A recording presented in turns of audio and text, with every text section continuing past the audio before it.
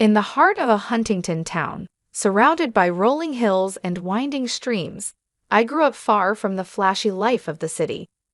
Our small, worn-out house had creaky wooden floors and windows that looked out onto wide fields. It felt like a world all its own. It was here, with the simple warmth of family love, that my story began. My parents weren't rich in money, but they were rich in kindness and wisdom. My father, a local carpenter, had rough hands from years of work, but a gentle touch. He not only built furniture, but also taught me the values of hard work and humility. My mother, a schoolteacher, filled our home with books and stories, sparking my imagination and nurturing my dreams. Life in our small town was slow and simple. Neighbors greeted each other warmly, and community events were the highlights of our social calendar. I cherished this life, finding joy in the small pleasures, the fresh scent of earth after rain, the rustling of leaves underfoot, and the chorus of birds at dawn. It was at the local library where I first met James. He was different from anyone I had known. A visitor from the city, he had an air of sophistication but was unassuming. His family was well known in business circles, their wealth and influence extending far beyond the city's skyscrapers. But James, with his easy smile and genuine interest in my everyday tales, was a refreshing surprise in that world. Our initial conversations were cautious, like two worlds carefully getting to know each other. He talked about city life, the fast pace, endless opportunities, and dazzling lights. I shared stories of my town, the annual harvest festival, peaceful walks by the stream, and our close-knit community. In those early days, we often met at an old park bench by the lake, where we would talk for hours.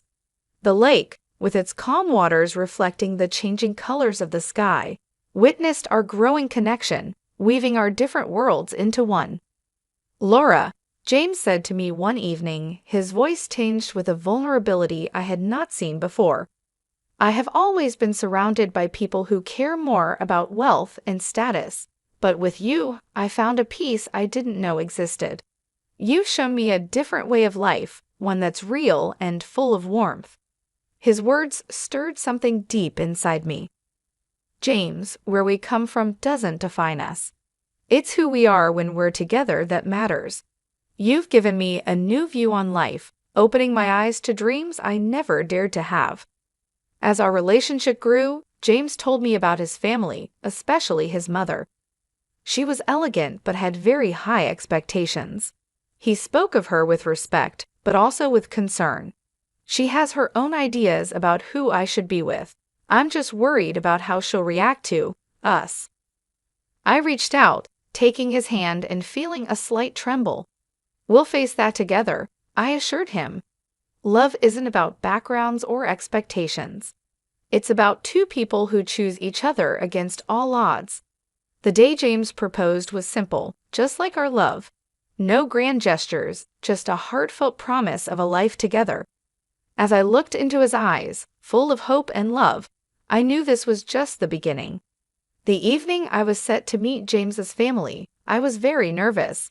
Their grand mansion loomed large as we approached, a reminder of the different worlds James and I came from. James held my hand, giving me a reassuring look. "Just be yourself, Laura. That's all you need to be." I smiled weakly, trying to calm my nerves. "I just hope your mom doesn't think I'm out of place."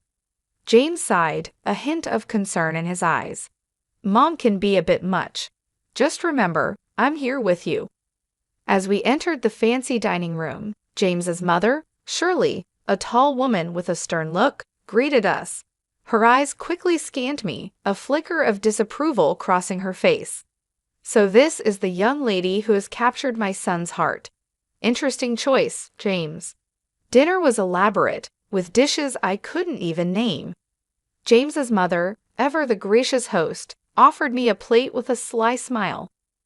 "I suppose these dishes might be a bit too sophisticated for your taste, Laura. We can get something simpler if you'd prefer." I felt embarrassed but managed a polite decline. "No thank you, I'm always eager to try new things." As the evening went on, her comments became more pointed. She eyed my dress, a simple but neat outfit, and continued to make subtle remarks. I had thought it was appropriate. Is that what passes for evening wear in your town? It must be challenging to find good clothes on a modest budget. James tried to change the subject, but his mother was relentless. Tell me, Laura, what do your parents do? It's always fascinating to learn about different walks of life. I answered, feeling her judgment. My father is a carpenter and my mother is a school teacher. Oh, how quaint, she replied, her voice dripping with condescendence. Hardworking people, I'm sure, but I suppose they couldn't offer you much in the way of a financial head start.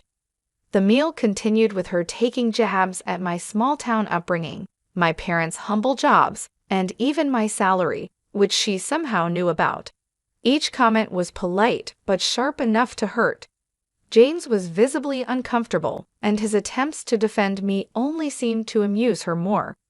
As we left, James's father, Richard, pulled me aside and offered a kind smile. Laura, you handled yourself well. Don't let her get to you, she'll come around. In the car, James apologized profusely. I'm so sorry, Laura. I didn't think she'd be this harsh. I sighed, feeling a mix of hurt and determination. It's okay, James. I knew it wouldn't be easy, but I love you, and that's what matters. That night, as I lay in bed, the sting of his mother's words lingered. But beneath the hurt, a resolve was building. This was more than just about fitting in, it was a test of our love and my strength, and I was ready to face it head-on. As the wedding day approached, the air was thick with excitement and growing tension. Shirley, who had taken it upon herself to oversee the preparations, seemed to find pleasure in belittling my ideas and choices at every turn. One afternoon, while discussing the wedding plans with James and his mother, the topic of the wedding dress came up. I had chosen a simple yet elegant gown that I felt reflected my personality. James's mother, however, had other ideas. That dress, Laura, it's so plain. Don't you want to make a statement on your big day? After all, you're marrying into the family, she said, her voice laced with a patronizing tone. James squeezed my hand under the table, giving me a supportive look. Mom, Laura looks beautiful in that dress. It's her choice, and it's perfect. But his mother was relentless. Oh, James, let's be realistic. This is a high-profile event. People expect a certain standard. Laura, dear, you should consider something more fitting of our family's status. I tried to keep my voice steady, though her words stung. I appreciate your concern, but I really love my dress. It's special to me. She waved her hand dismissively. Well, it's your day, I suppose, but remember, it's not just about you. It's about how you represent us, too.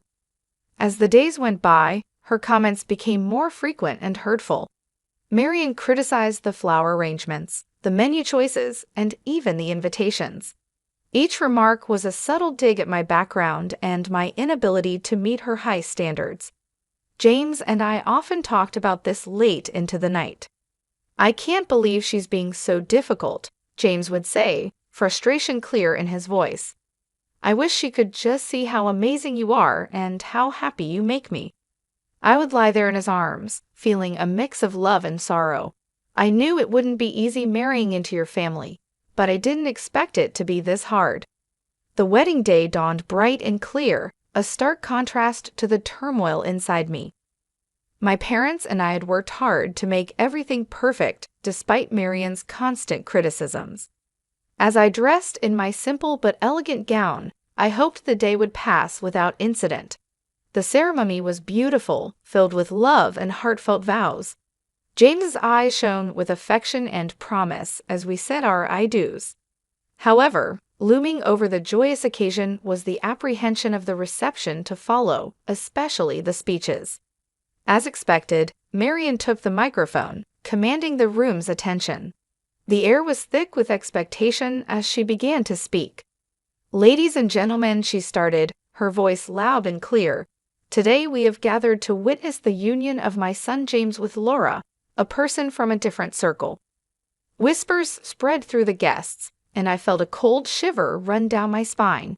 She continued, her words sharp and unyielding. While some may commend James for his charitable heart in lifting a beggar from the streets, we must be cautious.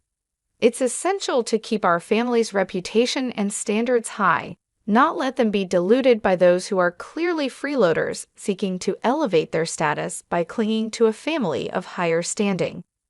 The room fell into a stunned silence. My parents looked at me, their faces a mix of shock and hurt. James's face was a mask of disbelief and anger. The guests, a mix of our friends and James's high society acquaintances, looked on uncomfortably, unsure of how to react. My heart sank, and a deep shame washed over me. Her words were not just insults, they were meant to belittle and humiliate me in front of everyone we cared about. As she finished her speech with a forced toast to our future, the applause was hesitant and quiet. The room was wrapped in an awkward silence, the joy of the occasion spoiled by her venomous words. James stood up, his voice trembling slightly.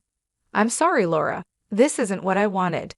His eyes were filled with love and sorrow. I looked around at the shocked faces of our guests, feeling incredibly humiliated. Her words cast a heavy shadow over what was supposed to be the happiest day of our lives. The tension lingered after James's mother's harsh speech.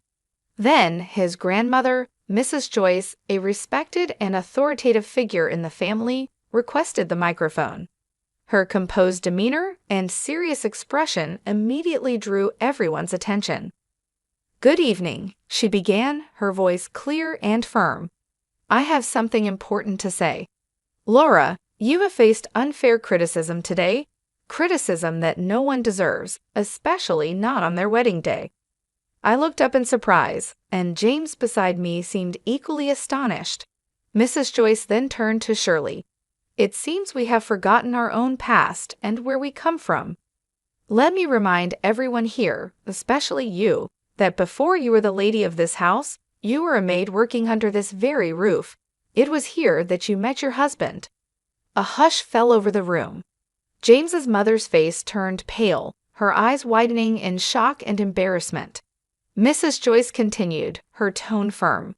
"So, for a former maid to stand here and scorn someone for their humble beginnings is not only ironic but deeply hypocritical." I could hardly believe what I was hearing. The room was silent, every guest hanging on to Mrs. Joyce's every word.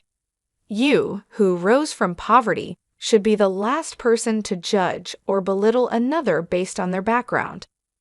We should be proud of Laura's integrity and strength, not deride her for it. The guests shifted uncomfortably, and whispers began to circulate.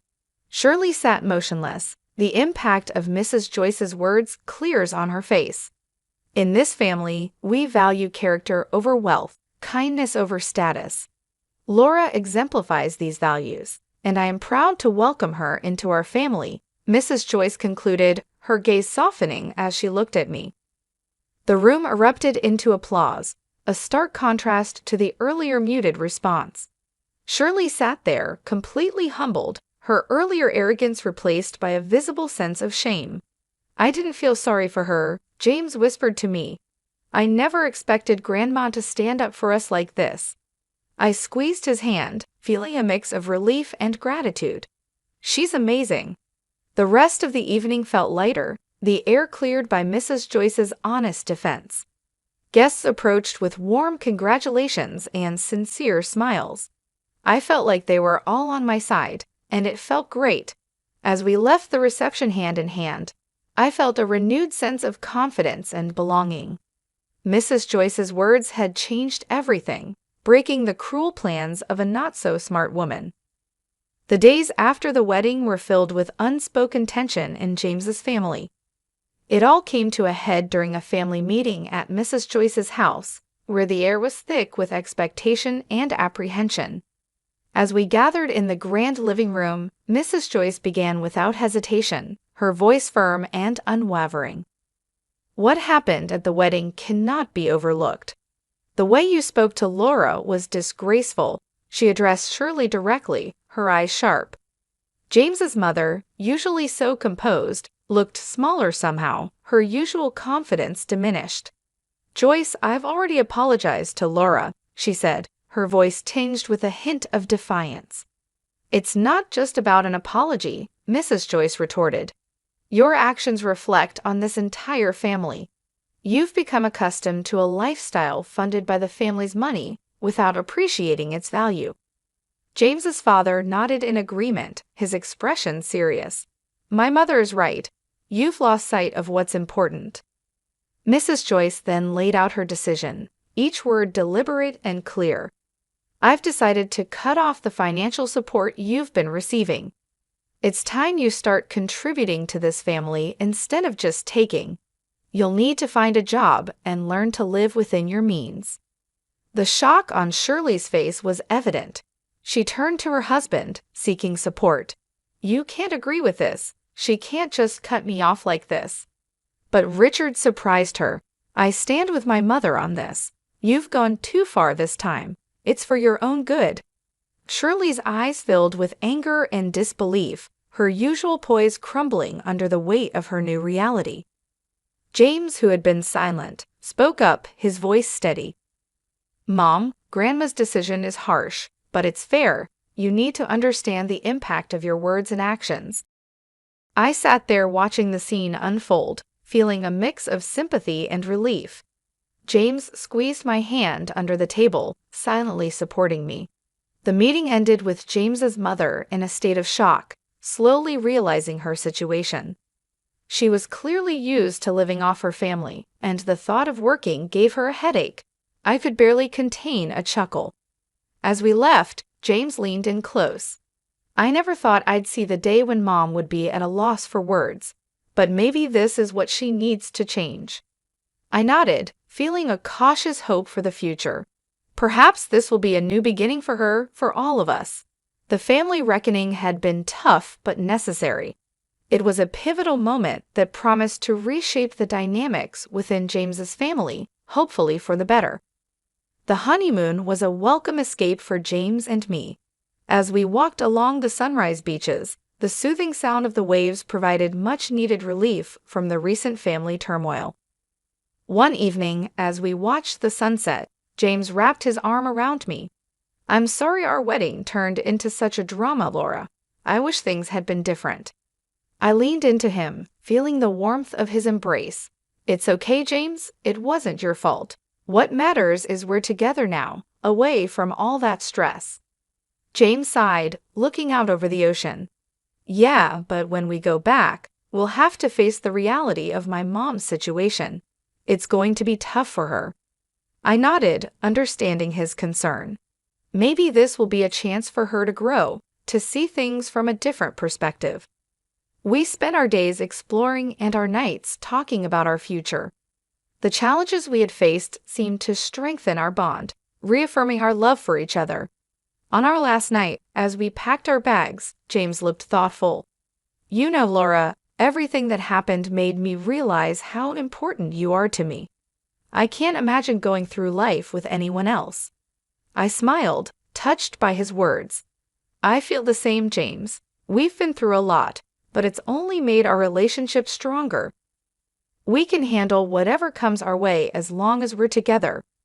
As we headed back home, I felt ready to face whatever the future held, knowing we had each other. I felt a sense of peace. The honeymoon had not only been a break from the chaos, but also a time for us to strengthen our bond and prepare for the new chapter in our lives. We were returning to a changed reality, but we were doing it together, stronger and more united than ever. The future was uncertain, but I was ready to face it with James by my side. Coming back from our honeymoon, James and I were unsure of what awaited us at his family home. The car ride was quiet, both of us lost in our thoughts about the new family dynamics. As we arrived, the first thing we noticed was the absence of James's mother. Inside, we were greeted by his grandmother, Mrs. Joyce, who wore a knowing smile. Welcome back, you two. I suppose you're wondering about the changes here, she said, her tone light but with an undercurrent of seriousness. Yes, where's Mom? James asked, looking around. Mrs. Joyce took a deep breath, her smile still in place. Well, after you left, Shirley caused quite a scene. demanding that I restore her financial support. When I refused, she decided to leave. She's now living in a small apartment and, from what I hear, is looking for a job. James and I exchanged glances, the news sinking in. It was a drastic change from the luxurious life she was used to. And there's more, Mrs. Joyce continued, leaning in as if to share a secret. Your father is considering a divorce. He's had enough of her antics. It seems like she finally pushed him too far. Well, she brought it upon herself, James said, his expression a mix of shock and relief. I can't believe it. I knew things would change, but this is more than I expected. I reached out, touching his arm. It's a lot to take in, but maybe this is for the best a chance for everyone to start fresh on a more honest footing. Dinner that night was oddly serene. The absence of James's mother was felt, but not in the way we had anticipated. The conversation was more open, and for the first time in a long time, it felt like there was a real sense of family. As we drove home later that evening, James was pensive. I always hoped for a change, but I didn't expect it to happen like this. It's going to be a big adjustment for Mom, James said, breaking the silence. I nodded, feeling the weight of his words. It's a tough situation, but maybe it's a necessary step for her to grow, and for your dad too, to find some peace. Sometimes, change is needed for people to truly see what matters. The ride home was reflective, the quiet only broken by the hum of the car engine. We both sat lost in our thoughts, contemplating the new reality we were returning to. The family we left before the honeymoon was not the same one we were coming back to. It was a sobering thought, but also, in many ways, a hopeful one. As we drove through the familiar streets, I thought about how much had changed in such a short time. James's mother, who had always been a looming figure of control and criticism, was now facing a reality without the financial cushion she had relied on for so long. It was a dramatic shift, but one that might lead to her personal growth. Perhaps, without the comfort of easy money, she would learn to appreciate the smaller things in life and understand the value of hard work and humility. James's father, on the other hand, seemed ready to break free from the toxic dynamics that had ruled their marriage. His decision to consider a divorce was shocking, but it also held the promise of peace and a fresh start. For years, he had been caught in the crossfire of his wife's demands and expectations. Now, he had the chance to find happiness on his terms, without the constant strain of living up to someone else's standards. The family we were returning to was not the same, and that realization brought a mix of emotions. There was sadness for the pain and upheaval, but also a glimmer of hope for a better future. Change, though painful at times, was often the path to something better, and we were ready to face it together. As we pulled into our driveway, James turned to me, his eyes filled with a mixture of determination and love. No matter what happens, we'll face it together. This is our chance to build something new, something stronger. I smiled, feeling a renewed sense of confidence. Yes, we will. We've already been through so much, and it's only made us stronger. Whatever comes next, we'll handle it. We stepped out of the car, hand in hand, ready to face whatever the future held. The path ahead might be uncertain and challenging, but with James by my side, I felt ready for anything. Together, we would navigate this new chapter, embracing the changes and growing stronger with each step.